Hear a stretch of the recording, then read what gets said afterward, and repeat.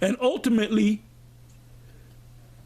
the mark of the beast is sin, because if you take it, that's a sin. That's a heinous sin.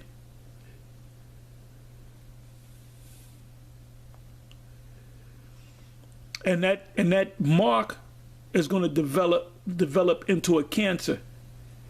Read Revelation, the 16th chapter, the first couple of verses, and then you can read down to the end, because it says down at the end. Matter of fact, you know what? Let me go to it.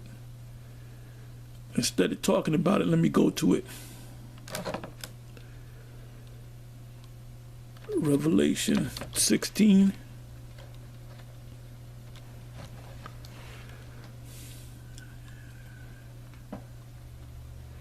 Revelation 16, verse 1 and 2.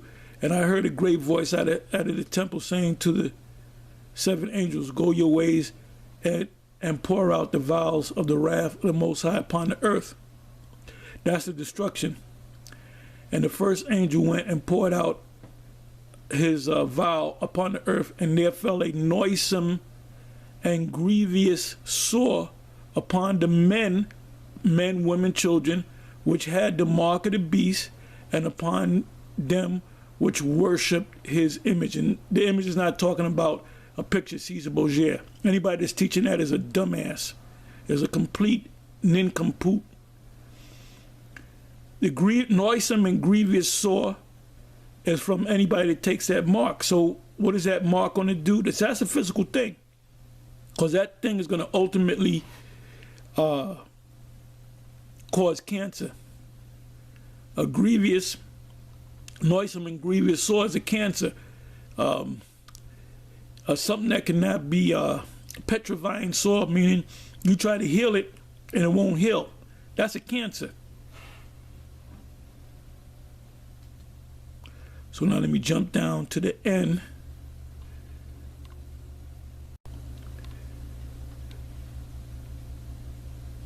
I'm just going to go right to the point. Okay, Revelation 16, verse 21. But read this whole chapter if you haven't read it. And there fell upon men a great hail out of heaven, which are the missiles, because John the Apostle didn't say, well, those look like ICBMs to me. They look like cruise missiles to me. No, he didn't see that. He didn't know. He didn't understand the concept of a missile. But he actually saw the missiles pelting Babylon the Great. And he wrote it down. And to him it looked like hailstones. It said every stone about the weight of a talent, and the talent is about 100 pounds, but actually those ICBMs are much more heavier than 100 pounds. But what he saw was gigantic hailstones. And it said, and men blasphemed the Most High because of the plague of the hail, for the plague was exceeding great. That's not what I want.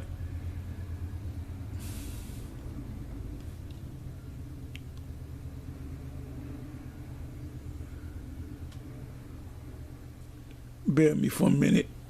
But that was good anyway. This is what I'm going to do here. Let me take the word sore.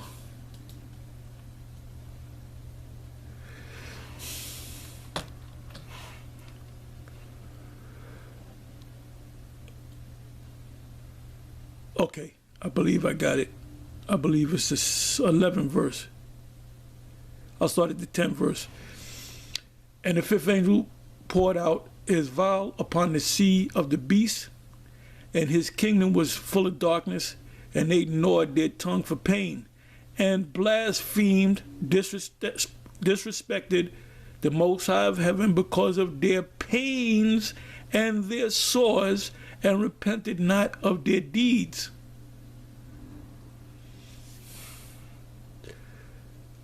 So instead of realizing what they did wrong, the sin that they committed, they're gonna curse out the Most High. And a lot of them are Israelites.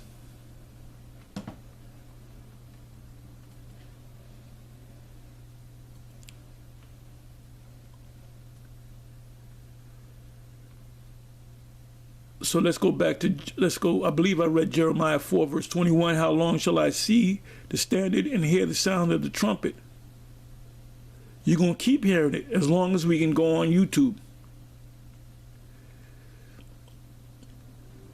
Jeremiah 6, verse 17.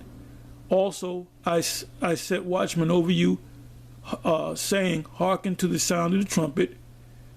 Listen to what they're saying. But they said, we will not hearken. Why won't you hearken? Because our leader says something different than what y'all are saying. And we got nicer garments than y'all. And y'all are bums. So keep following that guy. Keep following Daddy Rich in the purple suit.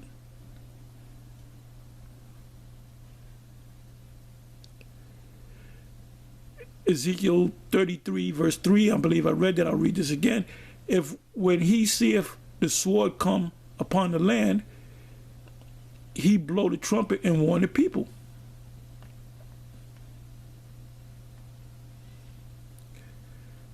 Joel 2, verse 1, blow ye the trumpet in Zion. In other words, speak this word to the Israelites in the hopes that these words go into the ears of the elect.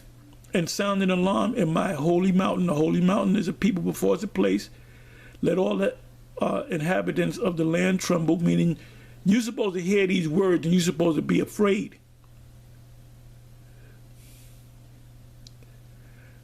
Knowing therefore the terrors of the Lord, I persuade all men. Paul said that. For the day of Yahawah cometh, for it is nigh at hand. But before it cometh, Revelation 13, verse 16 and 17. Really, you can start the 15th verse and read down to the 18th verse.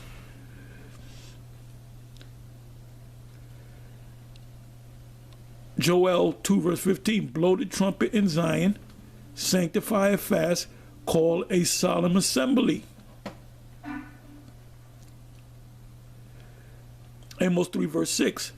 Shall a trumpet be blown in the city, and the people not be afraid? You're supposed to be afraid.